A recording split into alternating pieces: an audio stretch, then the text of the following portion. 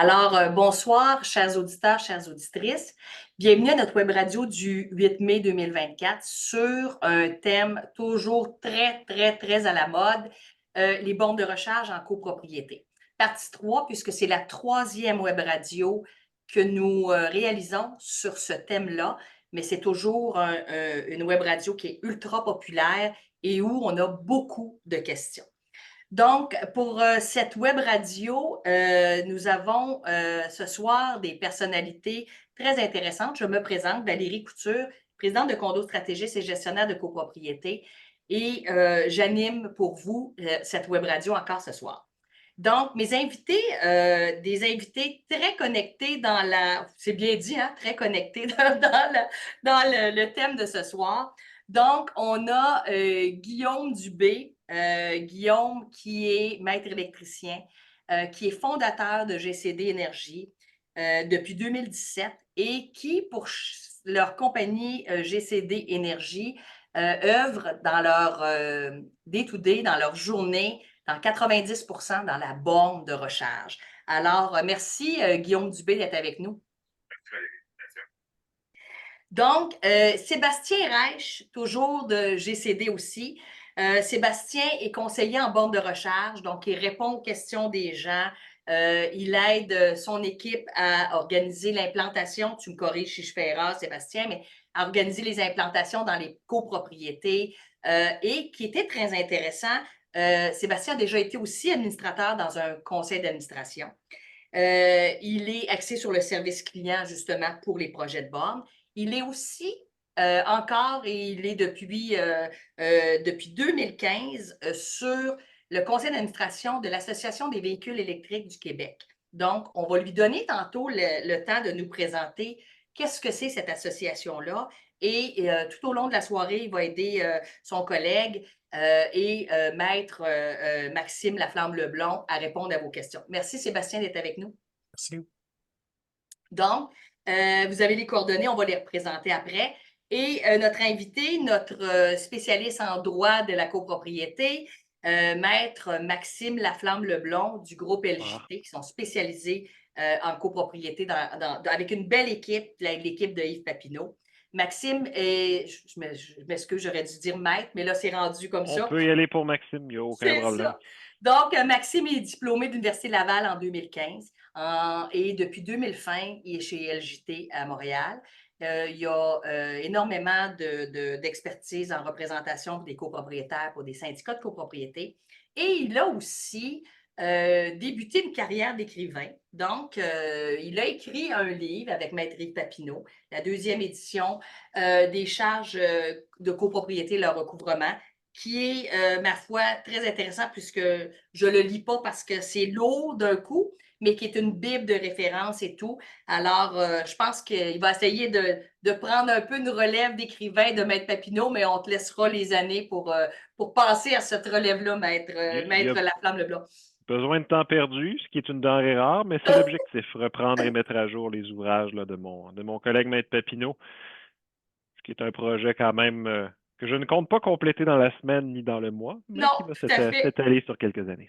Absolument. Donc, Maxime a écrit un livre, il a écrit aussi plusieurs textes de doctrine pour le barreau du Québec, donc il est très impliqué dans la copropriété. Donc, merci beaucoup, Maxime, d'être avec nous ce soir. Merci de me recevoir.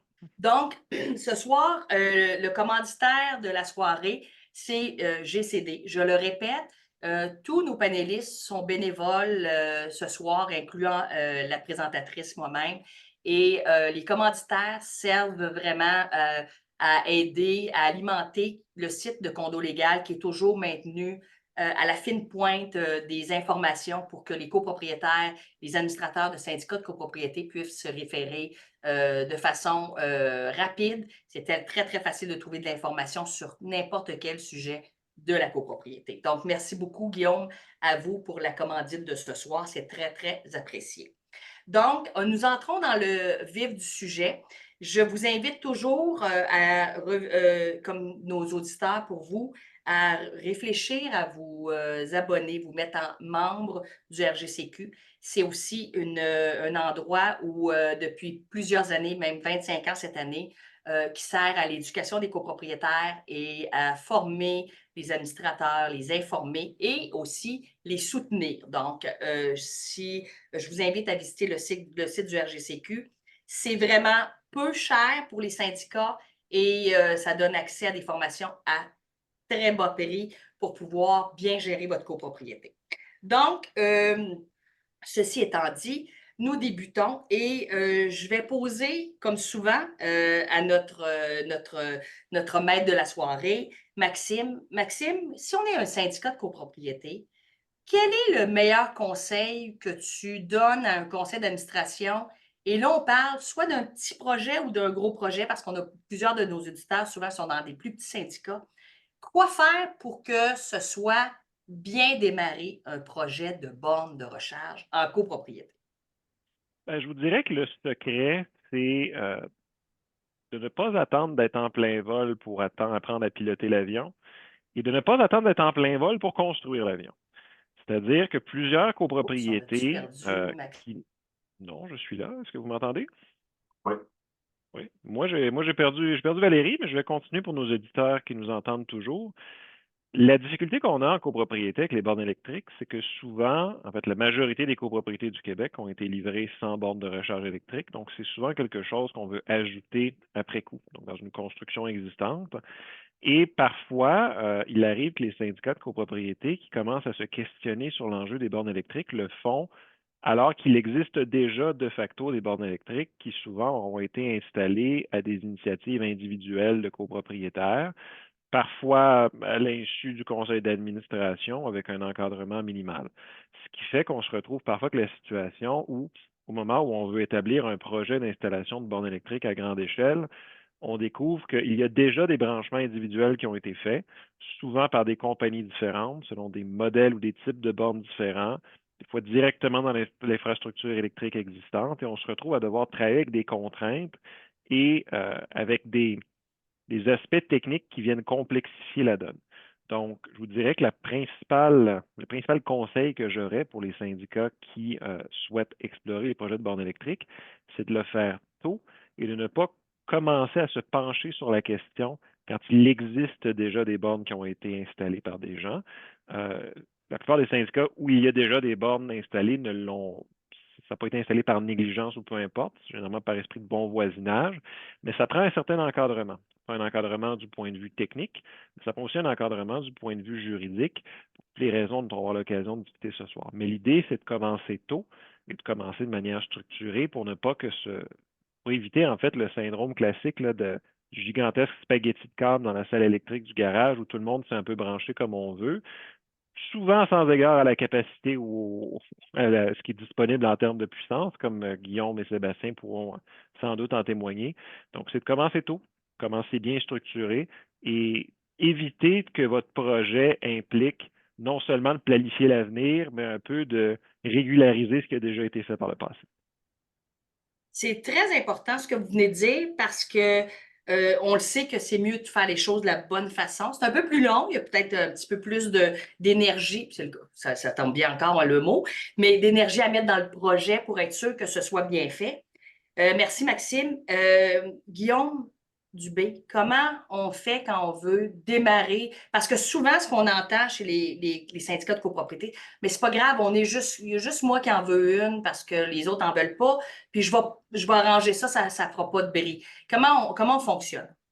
Exact. Ben, en fait, comme Maxime l'a dit, puis en fait, la RBQ aussi a statué, la RBQ, c'est la Régie du bâtiment, pardon, du Québec, a statué là-dessus au cours des dernières années, au fait qu'il faut, avant d'installer la première borne, il faut faire une analyse énergétique du bâtiment. Donc, il faut faire une analyse pour connaître la capacité de l'entrée principale à accueillir une borne et l'ensemble des bornes qui seront à mettre dans l'immeuble. Et pour les plus gros bâtiments, de connaître la capacité énergétique des transformateurs qui, eux, dans votre salle électrique, peuvent alimenter soit les bornes, soit les condos des logements. Donc ça, c'est la première étape du côté pratique, là, avant de dire on va installer une borne au propriétaire du 101 ou on va y refuser. Ça, c'est la première étape à faire. Puis, en fait, ça va nous dicter un peu quelle approche on va prendre pour l'ensemble de l'immeuble. Donc, selon les résultats de cette analyse-là, ben, on va pouvoir, en tant que professionnel, puis il y a beaucoup d'entrepreneurs qui le font, on va pouvoir décider quelle approche on va prendre pour électrifier les stationnements. Donc, si on a un petit immeuble, mais ça sera probablement possible d'alimenter les bornes depuis les compteurs électriques des copropriétaires. Et on pourrait installer des bornes de recharge comme ça, qui est une approche individuelle. Par contre, si, exemple, on a soit un petit ou un grand immeuble, que le résultat de l'analyse des charges électriques ne permet pas d'installer des bornes comme ça en approche individuelle, mais il faudra aller vers des solutions qui sont communes. Donc, il va falloir installer soit une borne partagée, soit des bornes partageables depuis une nouvelle entrée électrique ou depuis l'entrée électrique principale, mais sur une nouvelle dérivation. Donc, c'est plein de... C'est des grosses décisions, c'est majeur.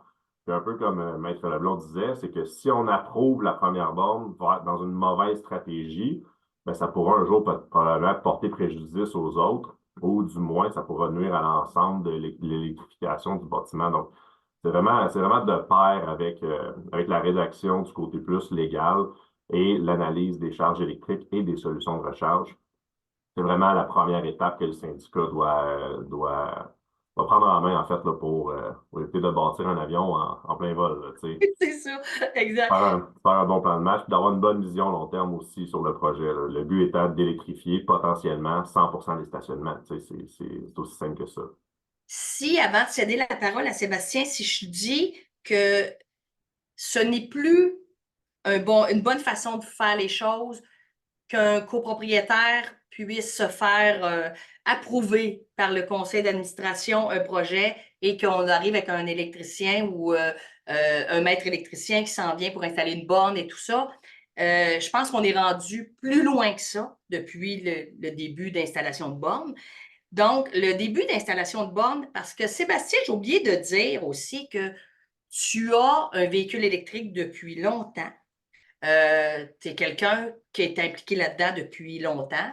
Et comment tu vois ça comme conseiller en borne de recherche chez GCD, comment tu conseilles ce qu'on vient de jaser? Est-ce que c'est toi qui proposes l'installation en connexion avec les électriciens, tout ça, mais comment on implante ça dans différents projets si on veut donner des exemples de nos installations dans le marché actuel? Oui. Juste préciser, là, dans le fond, j'ai un véhicule électrique depuis 2015, mais je suis administrateur depuis seulement 2 ans de l'association. Par contre, je suis un bénévole dans l'association des véhicules électriques. OK. C'est ça. Donc, pour ce qui est de l'approche du choix de bornes, c'est ça ta question, oui. Valérie? Ben, on travaille de concert vraiment avec la capacité électrique là, du bâtiment. Souvent, les gens, comme vous dites, là, vont nous contacter. C'est un propriétaire qui nous contacte. Moi, j'ai un véhicule ou je vais m'acheter un véhicule ou je l'ai déjà reçu. Ouais. Je veux une borne. Puis je me branche dans le 120 puis c'est passé. Fait que là, ben, l'électricien souvent va aller sur place pour faire le relevé, l'analyse de la salle électrique, la capacité électrique avec ce copropriétaire-là. C'est de plus en plus difficile, étant donné les exigences là, de la Régie du bâtiment, de proposer l'installation d'une borne directement.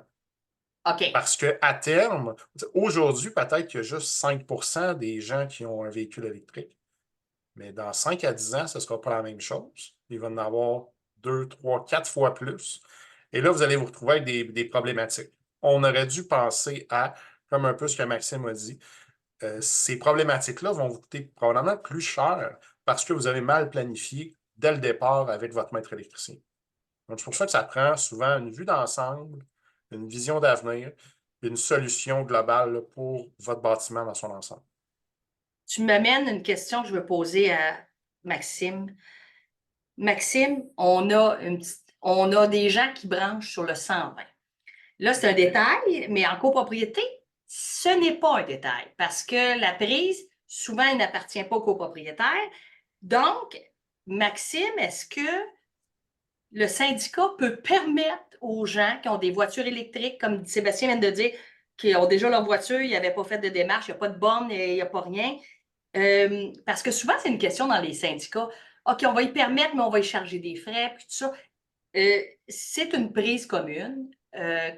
Comment qu'on explique aux syndicats que c'est peut-être pas la bonne façon, ou peut-être que c'est la bonne façon? Comment qu'on organise ça?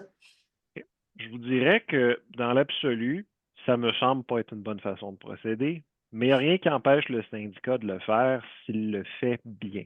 C'est-à-dire que les prises de 120 qu'il y a dans le garage, à peu près tous les scénarios, c'est connecté sur le compteur d'hydro de la copropriété.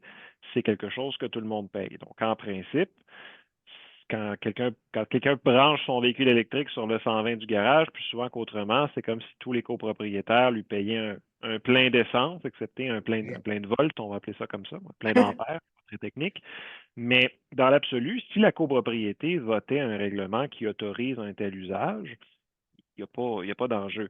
Là où c'est plus compliqué, c'est quand ces autorisations-là proviennent uniquement du conseil d'administration, sans passer par l'Assemblée des copropriétaires, que là, on peut se retrouver dans une situation de flottement.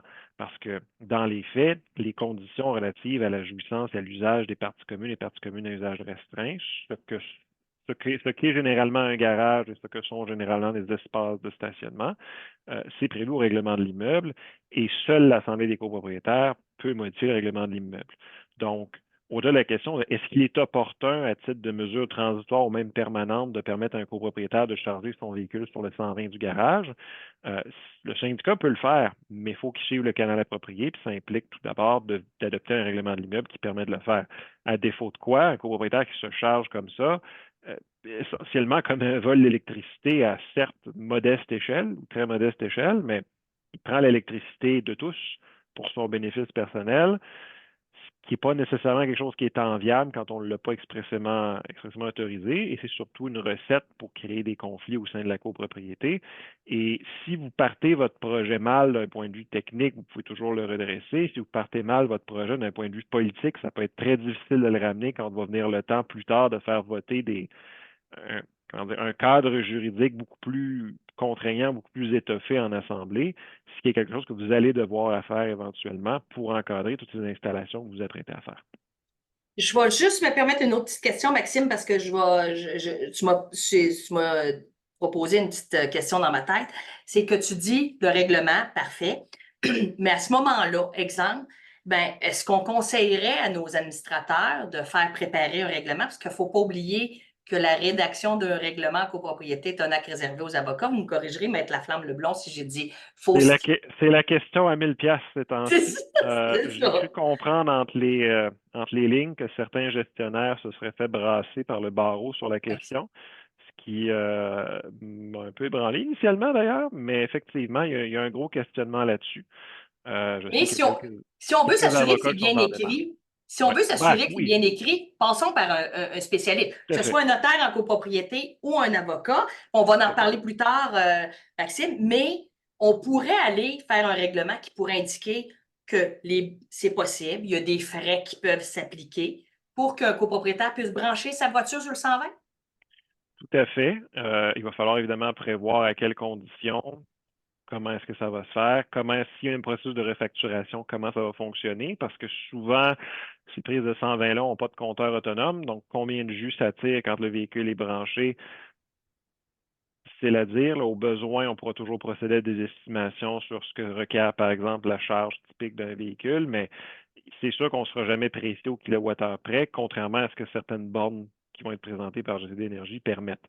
Donc, c'est possible, mais ce sera toujours une mesure un peu transitoire, parce que dès qu'on va envisager l'installation d'une borne, et à ma compréhension des véhicules électriques, là, M. Reich pourra me contredire le cas échéant, il n'y a personne qui veut charger au 120 à la journée longue parce que je comprends que c'est long et c'est pas super efficace. C'est ça. Ils vont éventuellement vouloir une borne.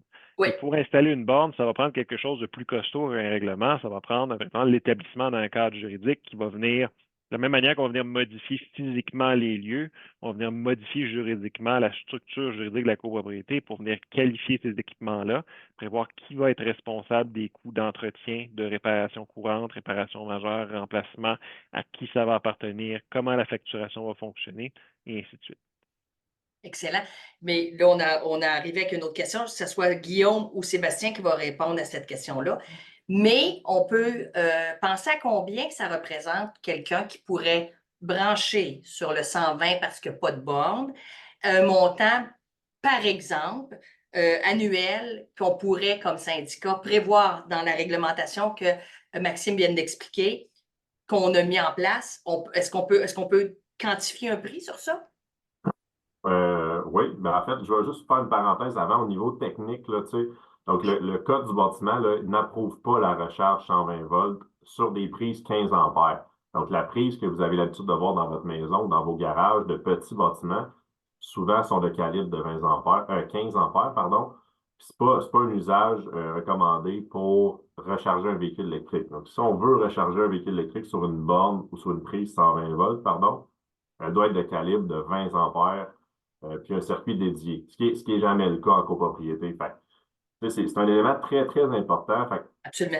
souvent, c'est des mesures qui sont temporaires. C'est mis là pour dépanner les gens temporairement, puis c'est de gré à gré, puis on va dire c'est correct là, de temporairement. Mais à moyen long terme, comme Maître Leblond disait, tu sais, ça va faire probablement chauffer les circuits. Est-ce que le disjoncteur va sauter, puis là, il va falloir faire un appel de service à l'électricien. L'électricien va charger 250$ pour se déplacer. Qui va payer ça? Est-ce que c'est le copropriétaire? Est-ce que c'est la copropriété? C'est tous des enjeux qui vont venir relativement vite dans ces accommodations-là qui sont juste temporaires la plupart du temps. Fait que, parenthèse fermée, au niveau du coût d'énergie, en fait, ben, faut savoir une borne 120 volts, là, ça fournit à l'auto plus ou moins 1 kWh par heure de recharge. Donc, ça coûte 10 cents de l'heure, charger un auto. Quelqu'un qui se chargerait à chaque nuit un 10 heures va consommer environ 1$ d'électricité par nuit pour charger son auto là-dessus. Après ça, si on fait ça fois 365 jours pour 365 nuits, c'est environ 350$ d'électricité par année, tu sais, que quelqu'un pourrait venir consommer. OK. Au niveau Mais des c'est règles pas, du coût, ça serait ça. c'est pas une bonne idée parce que c'est pas conçu pour ça. À la base, c'est ça, ces installations-là ne sont pas conçues pour ça. Elles sont conçues pour alimenter la shop vac du concierge ou la machine à pression une fois par année pour nettoyer le garage, tu sais. Mais sont pas conçues pour supporter une recharge automobile pendant 5, 10, 15, 24 heures. Tu sais, même plus que ça, là, on a des véhicules aujourd'hui qui peuvent prendre jusqu'à 140 heures à charger. Tu sais, c'est beaucoup de Ouais. journées, là. Fait que, on parle d'un F-150 électrique, mettons, branché sur le 120 volts, là, tu sais, on en a pour 5 à 6 jours là, pour charger ça. Fait OK. Fait que, que, ouais, c'est ça. pas, c'est plus d'actualité vraiment. Là. OK. Sébastien, on a évolué comment dans l'installation de bornes électriques en copropriété? On a-tu une idée qu'on est rendu à quoi, un 20e ou quelque chose? Comment ça évolue en copropriété? Parce que c'est sûr que dans le bungalow, c'est simple, là, mais en copropriété, est-ce que on avance vite ou on n'avance pas vite? Écoutez, c'est une question quand même complexe à répondre, là. Ça avance moins vite que le résidentiel, comme vous dites. Les solutions résidentielles sont très simples. Il y a eu un très bon sondage ou une étude qui a été faite avec CA Québec et PlotShare parmi les propriétaires de véhicules électriques. Il mentionnait que 75 à 80 des propriétaires de véhicules électriques en multilogement ne possèdent pas de borne à domicile. Et c'est un frein pour l'adoption des véhicules. Donc, eux, ils se sont procurés un véhicule, sont arrivés voir leur syndicat de copropriété, puis ils ont eu un refus. Ce n'est pas possible. Donc là, ils doivent jouer avec est-ce que je vends mon unité ou je vends mon auto? On est un peu pris dans cette problématique-là.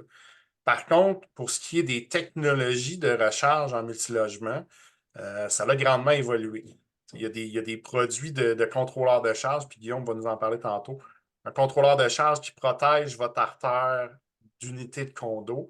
C'est une invention qui a été réalisée ici au Québec, à Laval.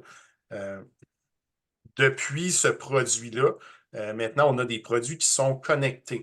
Donc, qui sont connectés, qui vont vérifier même la puissance de l'entrée électrique pour s'assurer qu'on ne dépasse pas la capacité électrique du bâtiment.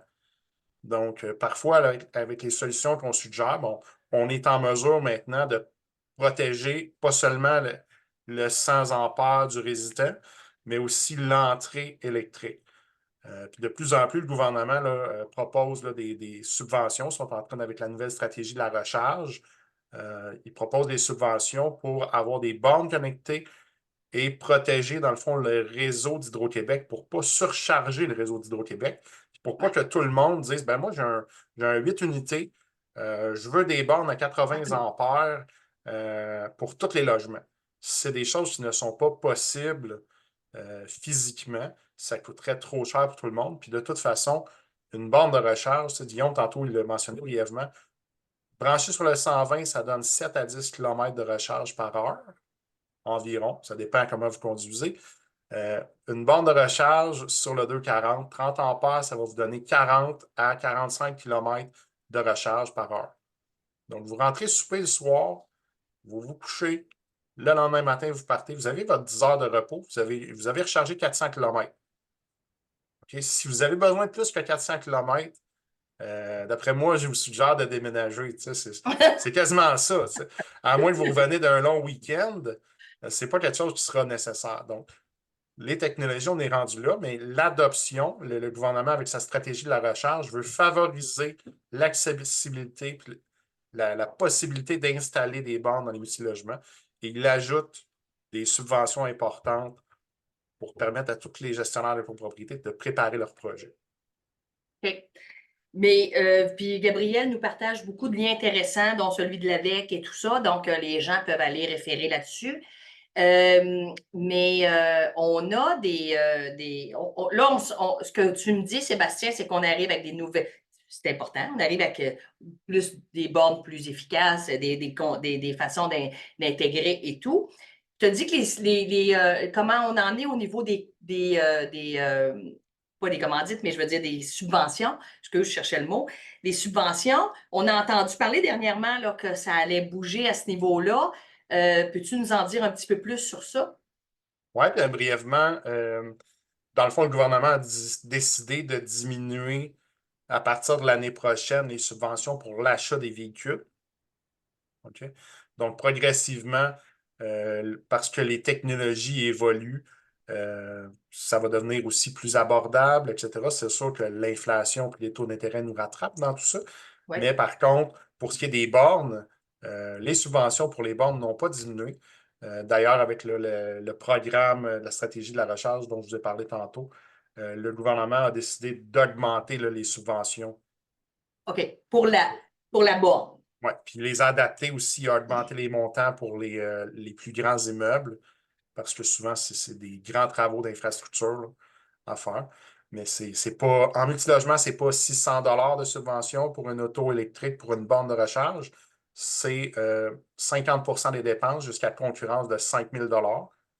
Et là, dépendamment du type de bâtiment que vous avez, si vous avez un 3 à 9, c'est 20 000, 10 à 19, 40 000, et 20 logements et plus, c'est 49 000 par année financière. Donc, on peut faire plusieurs projets sur Ouais. 2 années. Ben, donc, 2 années différentes.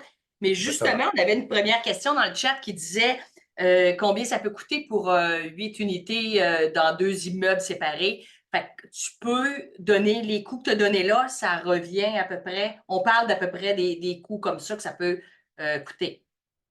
Ben, c'est difficile à dire. On n'a pas visité le stationnement. On ne sait pas si Ben oui, tous le les filage. espaces de stationnement sont collés sur l'immeuble. Est-ce qu'on doit creuser l'asphalte, excaver l'asphalte ou c'est un stationnement souterrain?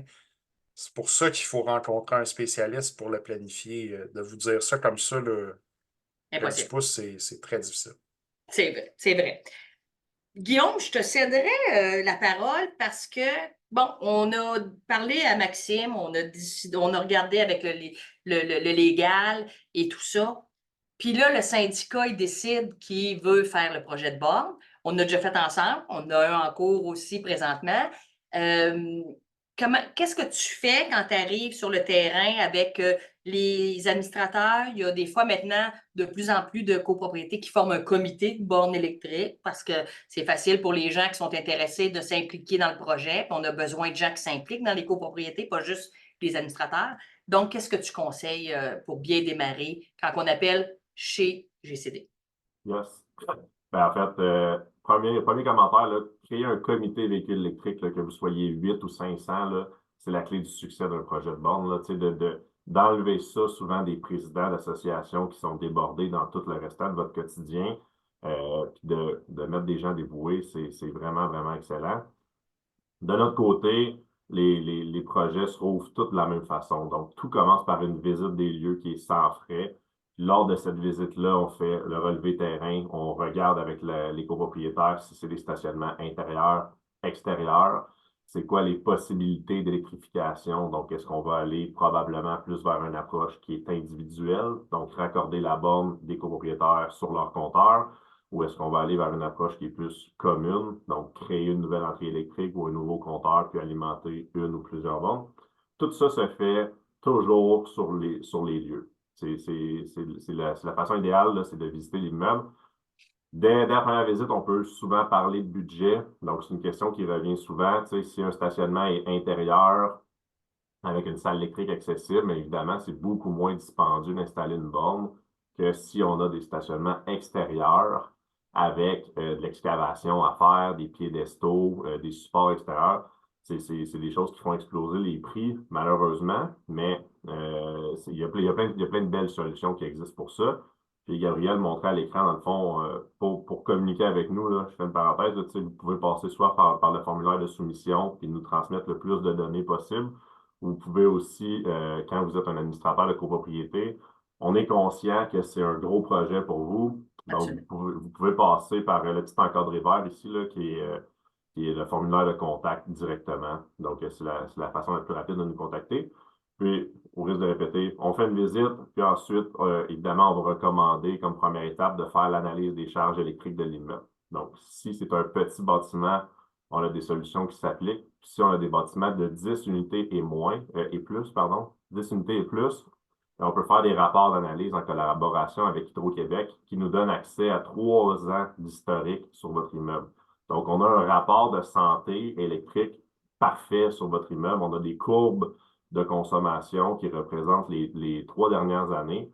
Ça nous permet de dimensionner précisément la quantité de bornes qu'on peut installer sur votre immeuble. Que vous soyez 10 ou que vous soyez 600 unités, c'est des outils auxquels on a accès en 2024 qui sont vraiment exceptionnels, là, tu sais. OK.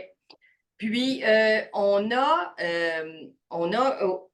là, quand tu viens faire cette analyse-là de départ, Ouais. si je comprends bien, ben, à la suite de ça, on a soit déjà passé la modification en assemblée, mettre la flamme Leblond, on a ou tenté le terrain avec les copropriétaires par un vote consultatif ou un sondage ou des choses comme ça.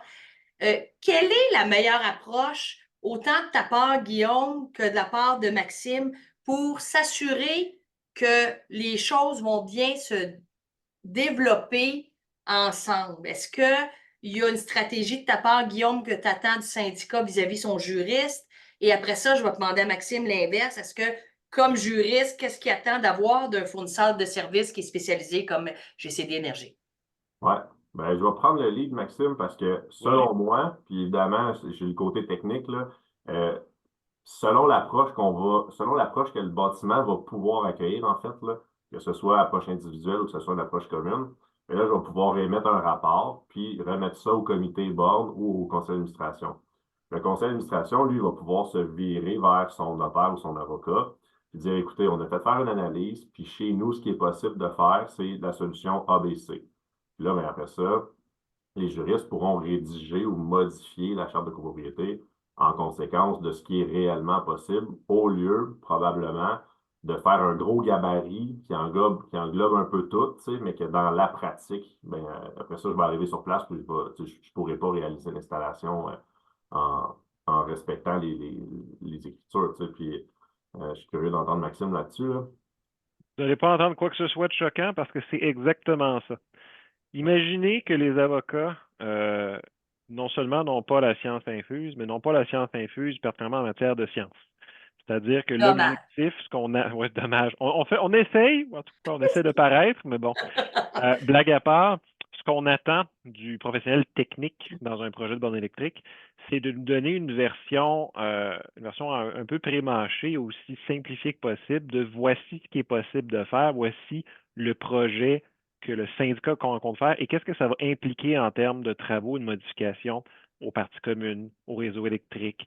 Comment est-ce que le système va pouvoir opérer? Parce qu'à partir de ces informations-là, simplifiées au point où même un pauvre juriste dans son bureau va les comprendre, ça va nous permettre de rédiger tous les aspects de résolution à faire voter en assemblée pour établir le cadre juridique qui correspond véritablement en fait à cet agencement-là.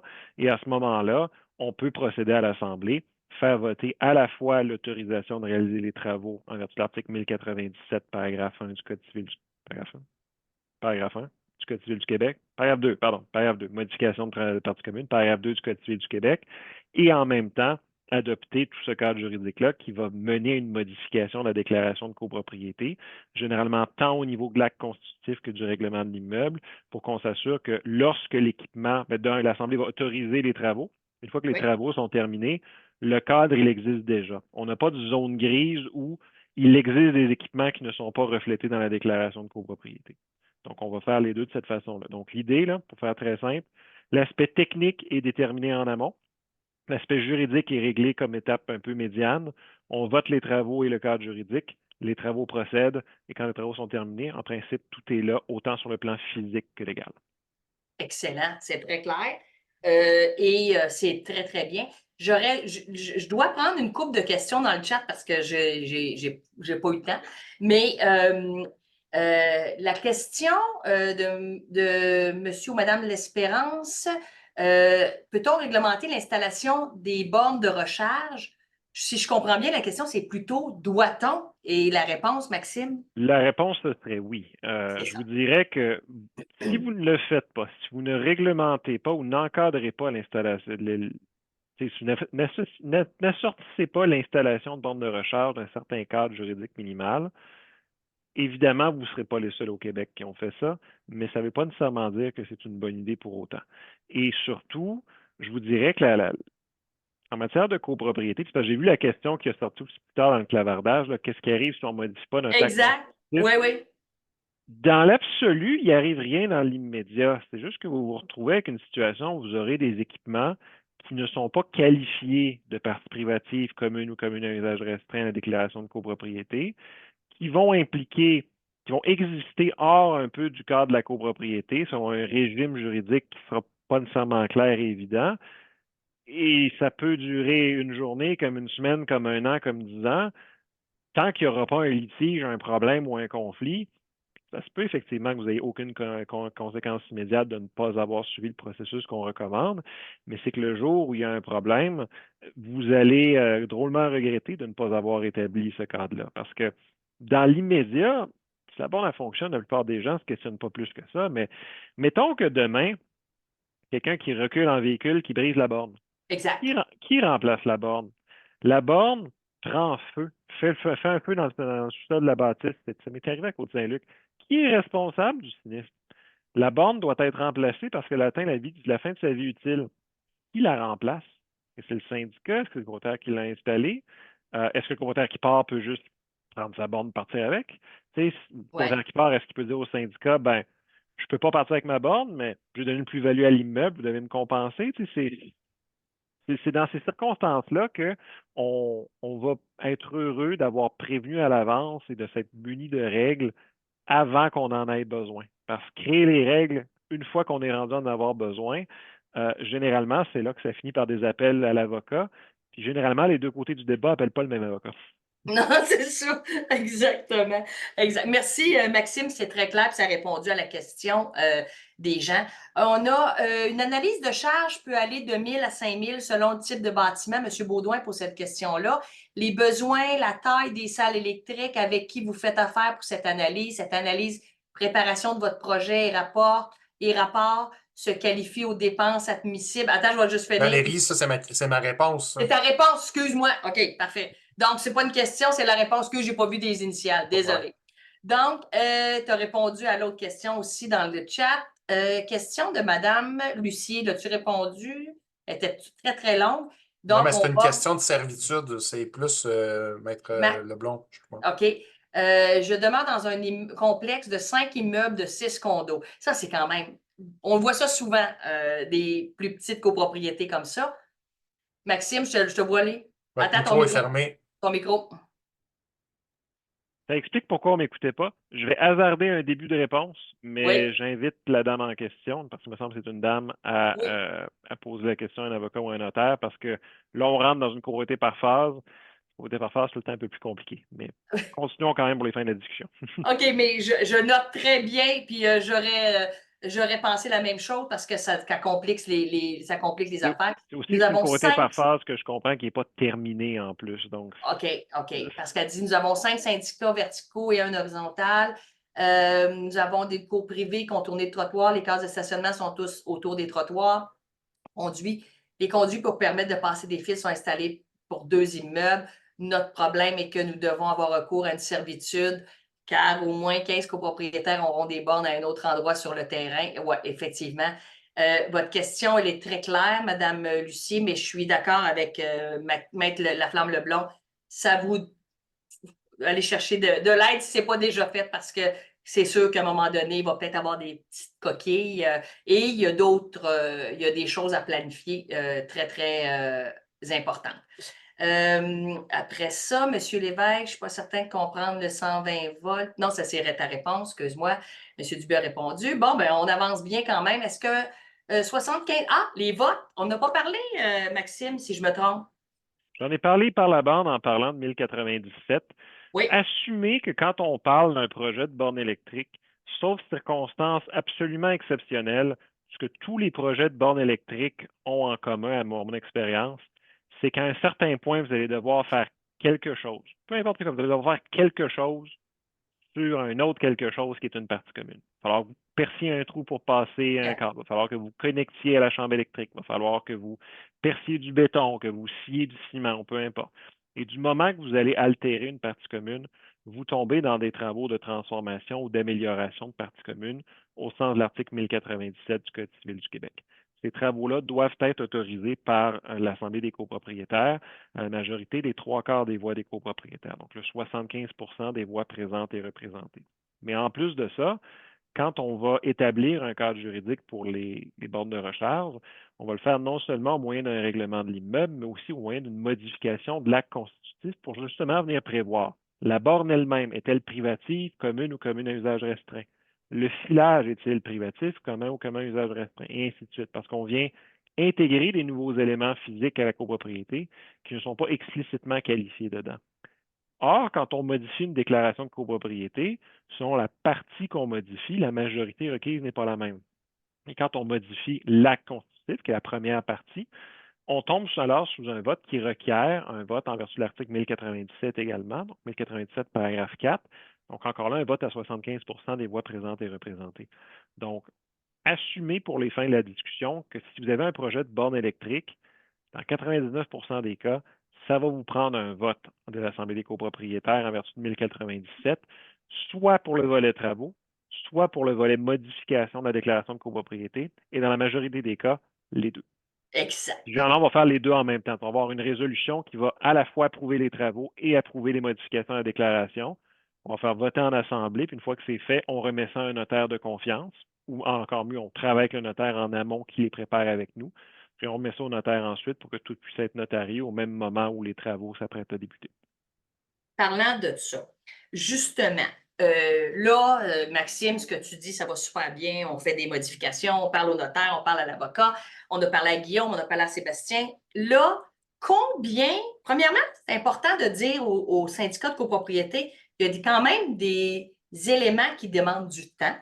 Donc, autant dans les expertises de l'équipe de GCD que des expertises légales. Et puis, comment on s'organise ça? Premièrement, Maxime, vous en faites beaucoup d'assemblées, ça je le sais. Et est-ce que vous conseillez au conseil d'administration de faire une assemblée uniquement pour une borne? Parce que des fois, on veut mettre ça dans une assemblée générale, mais on finit plus de finir. Puis Guillaume est content parce qu'il a passé sûrement en premier, mais on finit trop tard, nous autres, comme gestionnaires et avocats qui sommes là. Puis, dans les délais, autant après ça de Guillaume et de Sébastien, Maxime, comment on organise l'Assemblée pour passer tout ça de la bonne façon? Bien organiser notre syndicat. De façon globale, vous pouvez le faire passer autant en AGA, donc en assemblée annuelle, qu'en assemblée extraordinaire, mais je préconiserais l'assemblée extraordinaire, ne serait-ce que quand on a un projet de cette ampleur-là, que ce soit des aspects techniques qui ont fait l'objet de plusieurs discussions préalables, le mettre dans une AGA a tendance à alourdir tout le reste et à produire des assemblées qui sont vraiment longues et un peu tannantes. Donc, on est mieux de faire une assemblée vraiment spécifique sur le sujet, dans mon expérience et à ma recommandation. Quant à comment s'assurer que le projet se passe bien, bien évidemment, c'est qu'on s'improvise un peu chargé de projet, c'est de voir les délais dont on a besoin de part et d'autre. C'est important aussi de garder en tête que les notaires ne vont pas nécessairement m'appuyer. Mettons, quand on arrive à l'étape de publier la modification de la déclaration de copropriété, les notaires ne mettront pas leur sceau et n'engageront pas leur responsabilité professionnelle pour un texte qu'ils n'ont pas rédigé. Ils vont accepter de le faire des fois quand c'est un texte qui a été rédigé par un avocat qui connaissent bien, qui ont travaillé en collaboration, mais tout le temps le révisant. Mais si c'est vous-même qui avez rédigé ça en tant que conseil d'administration, vous ne trouverez pas de notaire qui va accepter d'instrumenter ça. Et si vous faites voter quelque chose à l'Assemblée et que le notaire refuse de le publier par la suite, vous n'êtes pas plus avancé. Donc, l'idée, c'est de s'assurer que, idéalement, vous avez ce que j'appellerais une rencontre de chantier, métaphorique, où à la fois le volet juridique, le volet administratif, qui est le CA et le gestionnaire, et le volet technique, qui est par exemple GCD, vont se rencontrer pour déterminer ensemble les prochaines étapes, les dates de livraison des différents éléments. À ce sujet, quand on parle de résolution, on en fait beaucoup à nos bureaux des résolutions pour des bornes électriques parce qu'on travaille en étroite collaboration avec certains notaires, pour ne pas les nommer, Maître Christine Gagnon, entre autres, à Québec, mais ce n'est pas tous les notaires qui vont accepter de prendre le travail fait par un autre professionnel. Donc, dans certains cas, ça va être préférable de carrément retenir un notaire dès le début pour faire le travail dès le départ. Il faut à la fois avoir un avocat et un notaire. Ça peut offrir une perspective différente, mais dans l'absolu, ça peut aussi être centralisé dans les mains d'un notaire du moment que vous vous concentrez sur la rétention d'un professionnel qui se connaît en matière de copropriété. Prenez pas un notaire qui fait du transactionnel fiscal, de la planification successorale pour un dossier de borne électrique.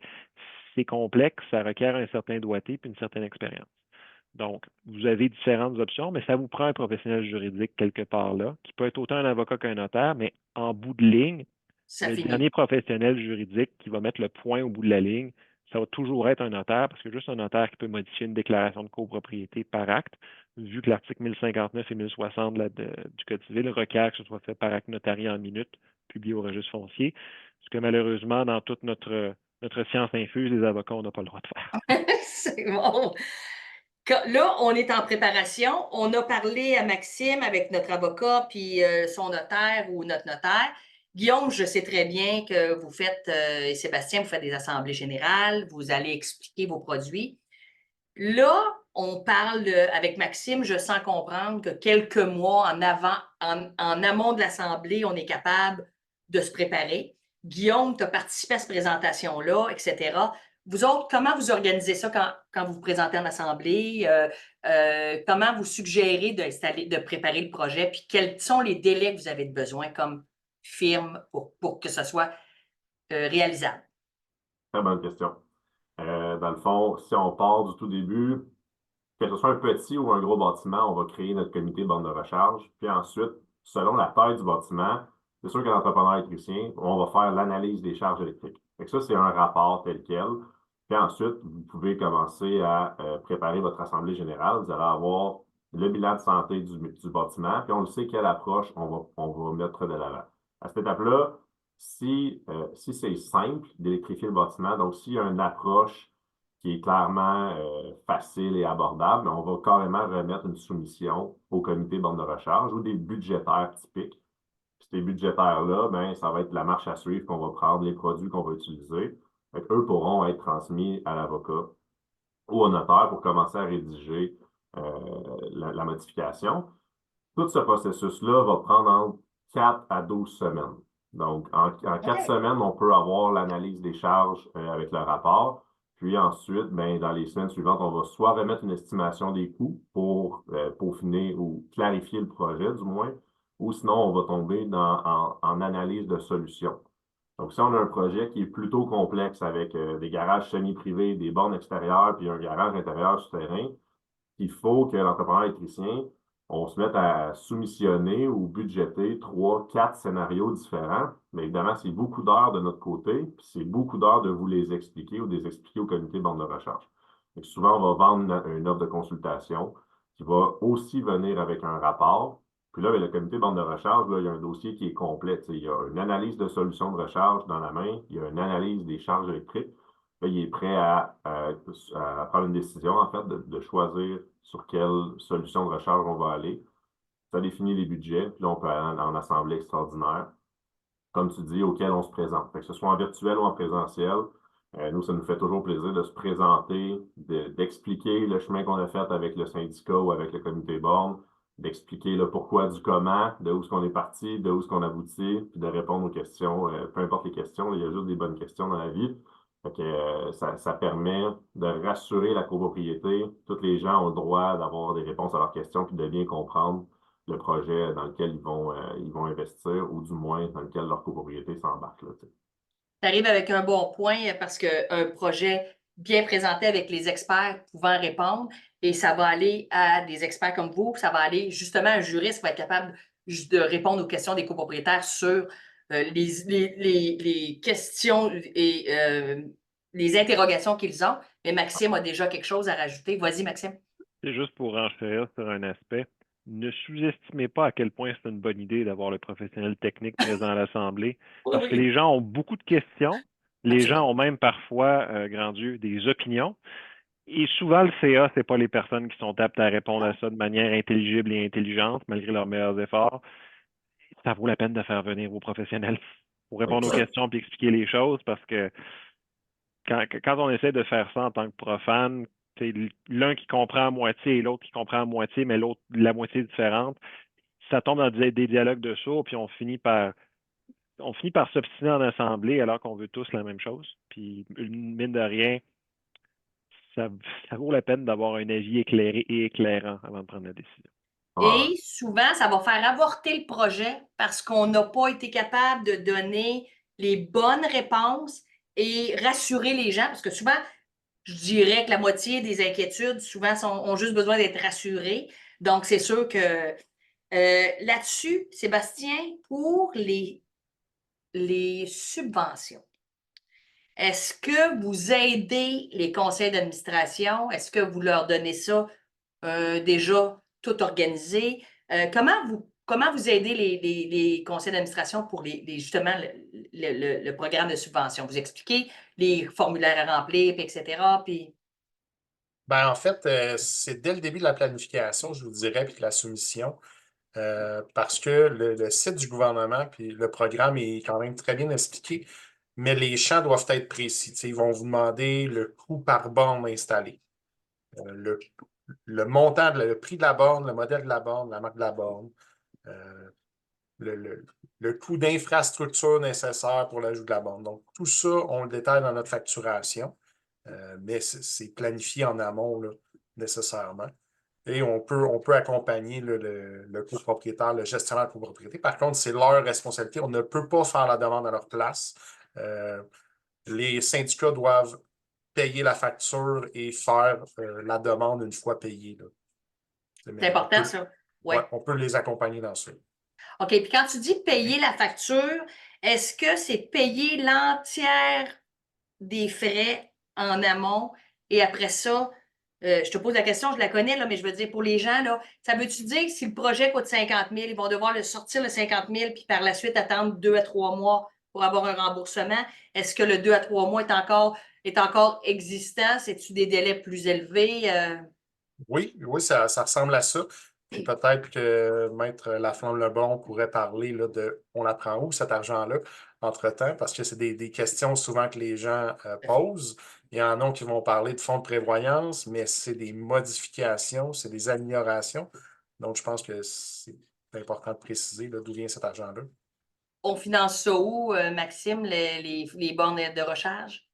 Mais comme M. Reich mentionne, en principe, l'installation de bornes de recharge, ce n'est pas à ce jour des travaux qui peuvent être considérés comme des travaux de mise aux normes ou de reconditionnement de bâtiments. Ce pas des travaux qui ont une valeur obligatoire. C'est vraiment des travaux d'agrément qu'on fait pour aménager, améliorer et transformer les parties communes pour fournir une facilité ou une capacité additionnelle aux copropriétaires. Par conséquent, ce ne sont pas des travaux qu'on peut financer à partir du fonds de prévoyance, vu que le fonds de prévoyance est en vertu de la loi, l'article 1071 du Code civil du Québec, réservé uniquement aux travaux de aux réparations majeures et au remplacement des parties communes. Donc, quand on parle de travaux d'agrément, donc de travaux de transformation, agrandissement ou amélioration de parties communes, l'article 1097 prévoit que c'est l'Assemblée qui décide, et on parle au paragraphe 2, des travaux de transformation, agrandissement ou amélioration de parties communes, ainsi que la répartition du coût de ces travaux et le cas échéant, la construction d'une hypothèque immobilière pour les financer. Donc, comment on veut emprunter.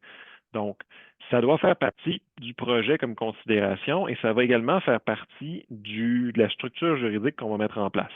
Parce que si on décide que les bornes seront communes, ben, probablement être logique que tout le monde paye.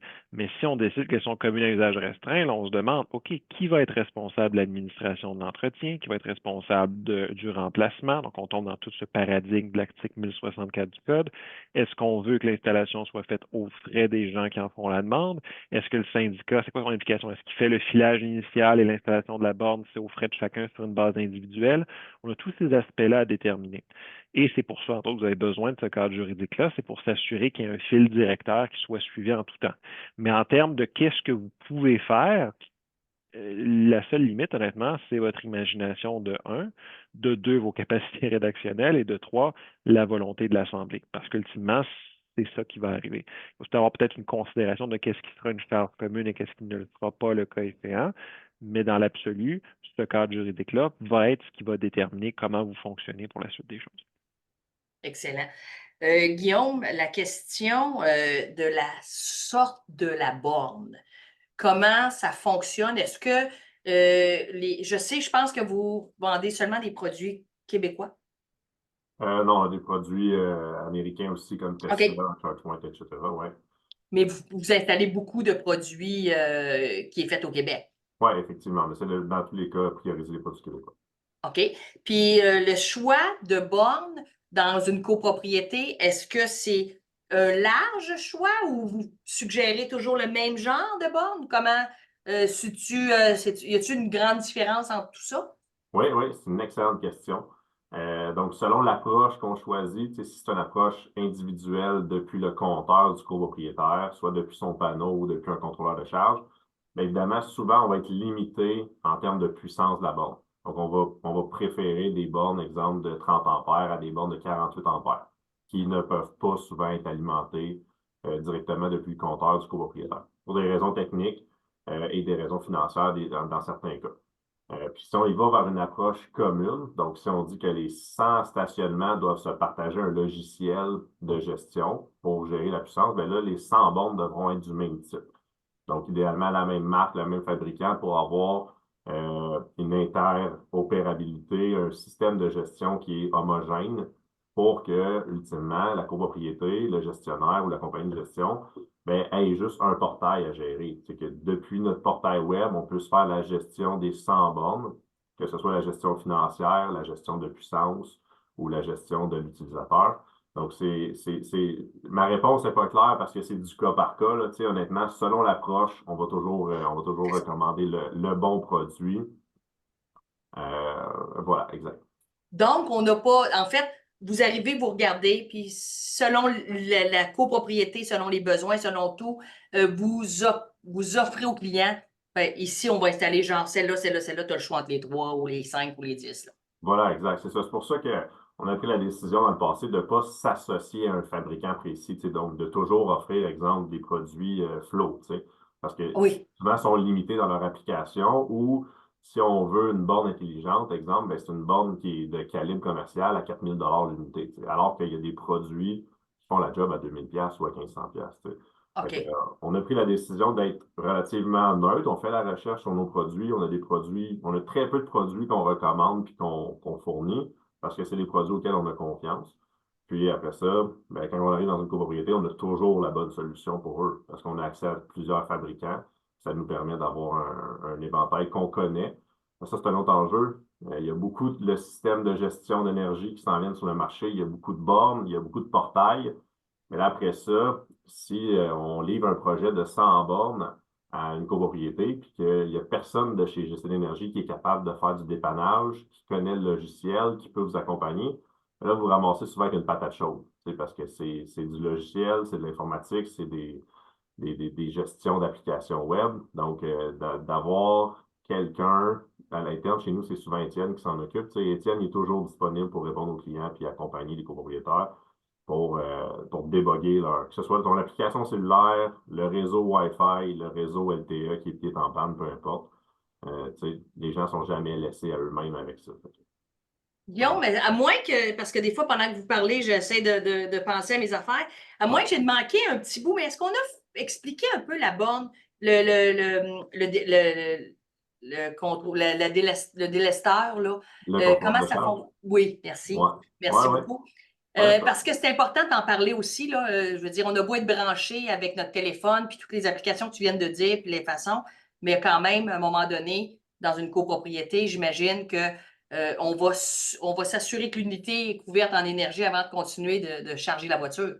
Oui, exact. Donc, ça, c'est dans le cas d'une approche individuelle. Donc, le contrôleur de charge le plus répandu sur le marché, c'est le DCC de RVE électrique, qui est une compagnie de Laval, comme Sébastien disait plus tôt.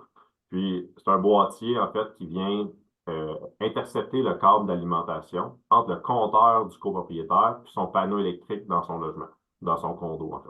Fait que ce qu'on veut, c'est alimenter en permanence le panneau électrique du copropriétaire pour que la cuisinière, tous les besoins fonctionnent en permanence. Même en cas de défaut de l'appareil, ça va toujours être alimenté. Puis, lorsque la puissance est disponible, mais depuis ce module-là, on s'en va alimenter la borne de recharge. Puis quand on a ou qu'on vit un événement de pointe, que ce soit une brassée dans la sécheuse, la pinque à eau chaude, puis une dinde dans le four, à ce moment-là, la borne va être coupée pour le temps nécessaire. Puis le but ultime de tout ça, ben, c'est de brancher le copropriétaire directement sur son compteur pour que ce soit lui qui paye son installation, sa borne et surtout l'énergie qui est consommée en limitant les frais de gestion qu'une solution globale, intelligente pourrait avoir. C'est des produits qui sont de plus en plus reconnus dans le marché. Là, c'est sûr que si on avait eu le schéma unifilaire, ça aurait été très plus facile à vulgariser, là, mais le principe de base, c'est celui-là. OK. Donc, je sais, puis là, je vous l'avais dit tantôt parce qu'on manque beaucoup de temps. Je n'ai pas répondu à beaucoup de questions, mais Sébastien, tu m'as aidé beaucoup. Je pense que tu n'as intercepté plusieurs en Plus live. vite que son ombre. Oui, c'est ça. Même moi, je ne suivais pas que c'était lui qui répondait. Fait Merci que, Valérie. Euh, si je peux parler de ça brièvement, vous pouvez aller oui. voir le site de l'AVEC, aveq.ca, qui a une foule d'informations. Vous posez vos questions aussi sur nos forums. C'est un endroit libre, là, puis c'est ça. Super. Puis, je vous l'avais déjà dit qu'on manquerait probablement, justement, Gabriel nous partage le site que tu fais référence, Sébastien, qui est complet, qui est très, très intéressant pour quelqu'un qui veut installer la borne électrique. Je le dis parce que je connais Guillaume, on a fait des projets, on en a en même temps, mais faites affaire avec les bonnes personnes. C'est important parce que quand on écoute l'équipe de GCD, Sébastien et Guillaume, il y a de la viande sur l'os. Et là, on arrive avec Maxime qui nous dit, ben là, faites les choses comme il faut parce qu'on ne veut pas être obligé d'arriver dans 10 ans, 5 ans, 3 ans où est-ce qu'on a des choses qu'on aurait dû bien faire, qu'on ne l'a pas fait et que ça tourne moins bien, on va dire. Pas nécessairement que ça tourne au vinaigre toujours, mais que ça tourne moins bien. Donc, faites affaire avec les bonnes personnes. Je savais qu'on manquerait de temps parce qu'il y a toujours beaucoup de questionnements, mais c'est du cas par cas pour tous les copropriétés, autant du niveau juridique que du niveau technique. Mais ce que je voudrais que vous reteniez, c'est de faire affaire avec des bons experts. C'est important. Oui, ça a des coûts. Bon, il y a rien de gratuit, mais au bout du compte, dans votre copropriété, vous allez avoir fait des économies de bien faire les choses au bon moment. Donc, merci beaucoup à vous tous, auditeurs et auditrices présents ce soir. Merci à Maître Maxime Leblond, avocat chez Toujours un LJT. plaisir. Merci de m'avoir reçu. Merci. Merci beaucoup. Merci à l'équipe de Guillaume et de Sébastien. Je sais qu'il y a d'autres personnes chez GCD, mais merci à vous deux parce que vous êtes très actifs en copropriété, puis c'est clair. J'invite les gens à aller voir leur site Internet, d'aller consulter le site chez GCD, de remplir les formulaires, de faire vos devoirs pour être sûr. Et merci d'avoir commandité la séance de ce soir. Je le rappelle, c'est uniquement pour alimenter le site de Condo Légal parce qu'on est tous bénévoles ce soir. Et c'est intéressant que vous sachiez que GCD se déplace aussi, bon, ils sont sur la Rive-Sud, à Montréal, Montérégie, en Estrie. Donc, c'est intéressant pour ceux qui ont des syndicats dans ces coins-là. Et sinon, ben, allez sur leur site, ils pourront peut-être vous référer s'il y a des fournisseurs, si vous êtes ailleurs au Québec, ou est-ce qu'ils ont des partenaires qui font le même genre de travail là-bas. Donc, on vous rappelle d'aller voir le site Internet de l'Association des véhicules électriques sur lequel Sébastien est administrateur. Donc, on vous laisse aller voir ça. Et je termine en remerciant toujours le RGCQ. Vous pouvez visionner nos web radios sur Condo Légal en rediffusion. C'est important, c'est intéressant parce que quand on écoute live, c'est une chose. Quand on l'écoute à tête reposée, on va aller capter d'autres petits détails qui sont très importants. Donc, merci beaucoup. Et on vous invite le 22 mai pour notre prochaine web radio, carnet d'entretien en copropriété. Donc, je serai avec, je pense que Gabriel, c'est Jonas Despatie qui va être avec nous. Je pense qu'on a une petite coquille. C'est Jonas Despatie de Despatie-Beauchemin qui sera avec nous et M. Guillaume Hébert de La France et Mathieu, qui est une firme de gestion de la région de Québec. Et ils seront mes invités pour répondre à vos questions, démystifier c'est quoi le carnet d'entretien, qu'est-ce qu'on doit faire avec cet outil-là, etc. Et on répondra à vos questions sur l'enjeu de cet outil-là qui est très précieux pour les copropriétés, mais pas toujours évident de mettre en place pour les syndicats de copropriété. Qui fait quoi avec ce document-là? Donc, je vous remercie beaucoup. Merci encore à mes trois invités, Maître Laflamme Leblond, Guillaume Dubé, Sébastien Reich, merci encore. Et on va tenter de les convaincre de nous aider à répondre à des questions si ils n'ont pas été répondus par manque de temps. Donc, merci à vous tous. Je vous souhaite une belle fin de soirée et encore grand merci. Merci. Au revoir. Allez, merci. Merci.